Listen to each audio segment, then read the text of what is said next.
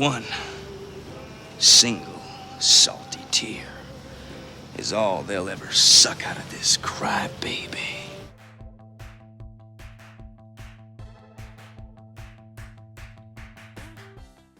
Number 20, Ralph Macchio, The Karate Kid. Hey, pretty good, huh? Look at this, Mr. Miyagi. We don't know if we'd call a 22-year-old a kid, but whatever.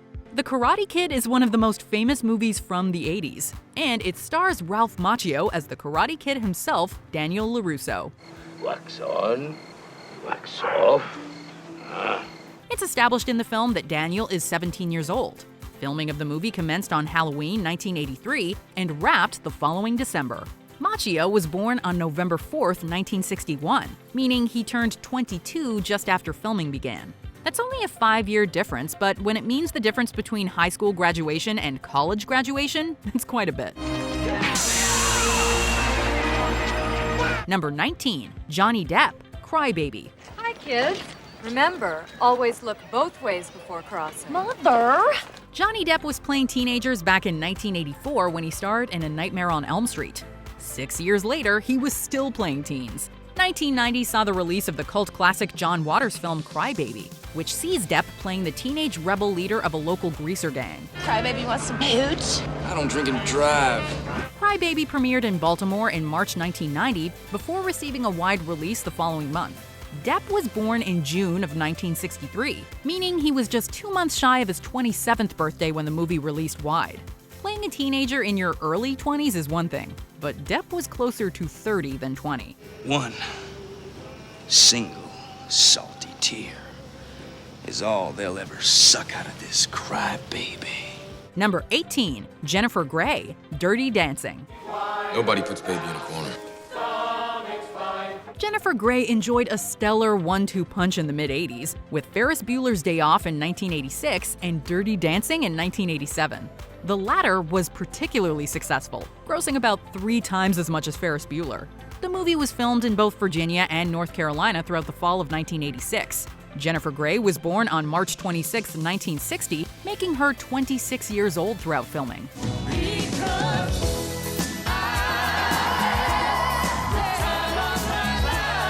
Baby is due to start college in the movie, meaning she's around 17 or 18, making Grey nearly a full decade older than her on-screen character. Number 17, Sean Patrick Thomas, Save the Last Dance. When Julia Stiles played 17-year-old Sarah Johnson in Save the Last Dance, she actually was a teenager. Yeah, that's part of it. That's all of it. Born March 28, 1981, she was 19 at the time. But that wasn't the case for her co-star Sean Patrick Thomas, who played a high school senior and college hopeful named Derek Reynolds. Lesson 1. All right, now see, hip-hop, it's more than just like a dance, it's more like an attitude, Born on December 17, 1970, Thomas had just turned 30 when the movie was released on January 12, 2001. We don't know if anyone bought him as a high school senior, but either way, that is one major age discrepancy. You are the one that's gonna have to make the dream come true. Number 16, Rachel True, The Craft. It's not working. Released in May of 1996, The Craft follows a group of outcast high school students who begin to experiment with witchcraft. And the film contains a certifiable who's who of mid-90s stars, including Skeet Ulrich, Neve Campbell, and Fairuza Balk. Also starring in the movie is Rachel True as Rochelle Zimmerman, an African-American student who's bullied by the popular white girls. My sisters. And I ask for the ability to not hate those who hate me. Especially True was born on November 15, 1966, making her 29 years old when The Craft was released in May 1996. She was by far the oldest member of the core cast. Upon the movie's premiere, Robin Tunney was 23, Campbell was 22, and Balk was 21, albeit just a few weeks away from turning 22. how's it going? Fine. Number 15, Kevin Bacon, Footloose.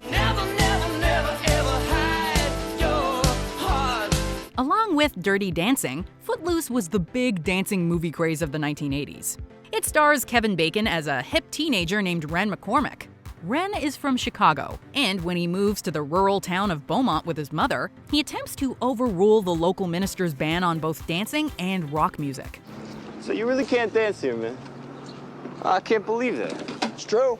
Filming took place around Utah throughout much of the latter half of 1983 before the movie was released in February of '84. Star Kevin Bacon was born on July 8, 1958, and he turned 25 years old shortly after filming commenced in May of 1983. Hey, it's Mr. Dance Fever. Yeah, you're a goddamn hero when it's 5-1. Number 14, Michael J. Fox, Back to the Future Part 3. Pretty heavy, huh? Michael J. Fox is awesome, and he was spectacular as Marty McFly, but he was kinda pushing believability by the end. Fox was born on June 9, 1961, meaning he had just turned 24 when the first Back to the Future was released in July of 1985. Look at my birthday, for crying out loud. I haven't even been born yet. Back to the Future Part 3 came out 5 years later, but Marty remained the same age. The third movie was released on May 25, 1990, just a few short weeks before Fox's 29th birthday. Imagining a mid-20s Fox as a high school student was easy enough, but things started to get a little tricky once he was pushing 30. Hey, Doc! Where you going now? Back to the future? Number 13, Patrick Swayze, The Outsiders. You know, you ain't looking so good. You're too tensed up all the time, you know? Come on, Barry. Let him fight, man. Everyone's tensed up for a rumble. Based on S.E. Hinton's iconic novel of the same name, The Outsiders follows a group of teenage greasers in mid-60s Oklahoma. At the heart of the story is a young boy named Ponyboy Curtis, and his protective older brother Derry is played by Patrick Swayze. What's wrong? Swayze was born on August 18, 1952. The Outsiders was filmed from March to May 1982, making Swayze 30 years old throughout principal photography and 31 when the movie was released in March of 1983. At least that sort of made the tough older brother angle convincing. Where the hell have you been? Do you know what time it is? Number 12, Gabrielle Union, Bring It On. You want to make it right? Then when you go to nationals, bring it. Don't slack off because you feel sorry for us. That way, when we beat you, we'll know it's because we're better. This cult classic comedy follows a Californian cheerleading team, the San Diego Toros, as they compete against their rivals, the East Compton Clovers. Leading the Toros is Torrance Shipman, played by Kirsten Dunst. And leading the Clovers is Isis, played by Gabrielle Union. Look, me and my squad made it to the big show without any of your help. I think we can handle it. The movie was released on August 25, 2000, a few months after Dunst turned 18. However, Gabrielle Union was born in October of 1972, meaning she was just a couple of months shy of her 28th birthday. In reality, these two high school cheerleaders are a decade apart in age. Hey, I just want to say, captain to captain, I respect what you guys did out there. You guys were good. Thanks. You were better. We were, huh? Number 11, Shirley Henderson, the Harry Potter franchise. Don't ask me. Here I am, minding my own business, and someone thinks it's funny to throw a book at me. According to the Harry Potter wiki, Myrtle Warren, or Moaning Myrtle as her ghost would later be known, was just 14 years old when she was killed by the basilisk. In the film, Myrtle is played by actress Shirley Henderson. I was just sitting in the U-bend thinking about death. Oh, and it fell through the top of my head. Henderson was born on November 24, 1965, and Chamber of Secrets began filming on November 19, 2001. This means that the squeaky-voiced 14-year-old we see in the film is actually a 36-year-old woman. Things get even weirder in Goblet of Fire, as a near 40-year-old Henderson was hitting on the 15-year-old Daniel Radcliffe. Well, go on. Open it. Number 10, Denise Richards, Wild Things. So where's your hose, Mr. Lombardo? In a film about sex crimes and sexy times, it was a deceptive high school student that ran the show. And given the provocative nature of John McNaughton's erotic thriller, it became increasingly clear that a then unknown Denise Richards was a couple of years removed from senior prom. Can I play too? Or is it just for boys? In fact, she was 27 years old at the time of the film's release. Playing the overtly sexualized Kelly Van Ryan, Richards steamed up the screen, as the plot revealed much more than just the character's love affair and scheming behavior. Number 9, Sissy Spacek, Carrie. I'm going, Mama. And things are gonna change around here. By the time Brian De Palma's iconic horror film reached theaters, His lead actress was just shy of her 27th birthday, and perhaps best known for her role in the 1973 film Badlands. How's he doing?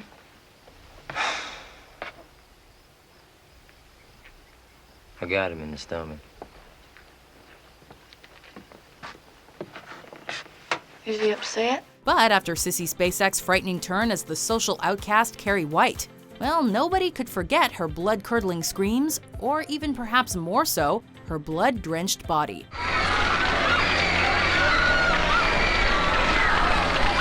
Blessed with a youthful presence and schooled in method acting at the famous Lee Strasberg's acting studio, Spacek stepped into the shoes of the strange puberty-stricken social outsider and effectively ravaged the psyches of frazzled moviegoers. I'm going. You can't stop me. Number 8. Winona Ryder, Girl Interrupted. Maybe I was just crazy. Maybe it was the 60s. Or maybe I was just a girl. Interrupted. While James Mangold's coming-of-age film featured a teenaged Elizabeth Moss long before her casting in Mad Men, the star of Girl Interrupted was already in her late 20s and at the pinnacle of her career when she booked the role. Maybe everyone out there is a liar. And maybe the whole world is stupid and ignorant. But I'd rather be in it. Although years older than her on-screen counterpart, Winona Ryder's pristine appearance made her the ideal choice to play a disturbed, yet talented 18-year-old Susanna Kaysen, the real-life woman on whom the film was based. Been feeling depressed? I haven't exactly been a ball of joy, Melvin. With a young Angelina Jolie coming into her own, Girl Interrupted was an important film for Hollywood leading ladies, but also reminded us of Ryder's timeless movie star charisma. Is that it? Number 7. Judd Nelson, The Breakfast Club. Eat my shorts. Today, John Bender may seem like an over-the-top outcast to some. However, back in the mid-'80s, he was the prototypical high school rebel that challenged his fellow Breakfast Clubbers to think outside the box. The man behind this whacked-out persona was a 25-year-old Judd Nelson, in what was just his 3rd feature film. Nothing to do when you're locked in a vacancy. Speak for yourself. Do you think I'd speak for you? I don't even know your language. He would soon become associated with Hollywood's Brat Pack, but in The Breakfast Club, Nelson managed to combine a sense of James Dean cool with an intellect that made John Bender wise beyond his years. And that's because it was the truth. Being bad feels pretty good, huh? Number 6. Stacey Dash, Clueless. Would you call me selfish? No, not to your face. 10 years after appearing as Denise's friend in The Cosby Show, Stacey Dash once again played a high school student, albeit in less organic fashion, as she was 28 by the time the film hit theaters. Woman, why don't you be answering any of my pages? I hate when you call me woman. Where you been all weekend? What's up? You jeeping behind my back? Even so, the character of Dion Davenport boasted a knack for both the Vogue and Valley Girl slang, all the while etching herself into the memories of admiring moviegoers. So? Shopping with Dr. Seuss? Well, at least I wouldn't skin a collie to make my backpack. Number 5. Andrew Garfield, The Amazing Spider-Man. You a cop? Really? You seriously think I'm a cop? When Andrew Garfield was cast as your friendly neighborhood Spider-Man, North Americans scratched their heads and tried to figure out where exactly they'd seen him. Hey, it's Peter, right? Oh yeah, he was Eduardo Saverin from The Social Network. You have no idea what that's gonna mean to my father. A natural selection for the superhero film. However, at 27 years of age when filming began, Garfield had accumulated the necessary skills to exude the youthful charm and composure of one teenaged Peter Parker, while crawling his way directly to the bank. Just as Tobey Maguire did when tackling the role at 26 years of age for the 2002 film. You know who I am. I do. Your friendly neighborhood Spider-Man. Number 4. Rachel McAdams, Mean Girls. Get in, loser, we're going shopping. The same year she made audiences weep thanks to The Notebook, Rachel McAdams first appeared in another cult classic playing Regina George, the supreme diva of the clique known as the Plastics. You're like really pretty. Thank you. So you agree? What? You think you're really pretty? At 25 years of age, McAdams channeled her inner sass to corrupt a new arrival, and she was quite convincing as the blonde princess. No, she thinks she's gonna have a party and not invite me? Who does she think she is? You're right, hon. I like invented her, you know what I mean? By 2004, it had been a couple of years since McAdams had made her big screen debut, but it was Mean Girls that established McAdams as one of the emerging badass talents of the decade. I know, right? Number 3, Leonardo DiCaprio, Catch Me If You Can. My name is Frank Taylor. I'm a co-pilot for Pan Am. I'd like to cash this check here, and then I'd like to take you out for a steak dinner. By 2002, Leonardo DiCaprio had entered the Scorsesean phase of his career, even if the world still viewed him as the pretty boy actor from Titanic. I'm the king of the world! To mark the beginning of a new era, the 28-year-old gave moviegoers 2 cinematic gifts, Gangs of New York and Catch Me If You Can. The latter a collaboration with Steven Spielberg, in which he played a teenage con artist. But the jump seat is open. You know, it's been a while since I've done this. Which one's the jump seat again? With prior Too Old to Be a Teenager experience in The Basketball Diaries, DiCaprio managed to capture the same sense of unflappable, ignorant wonder in his role as real-life Frank Abagnale Jr.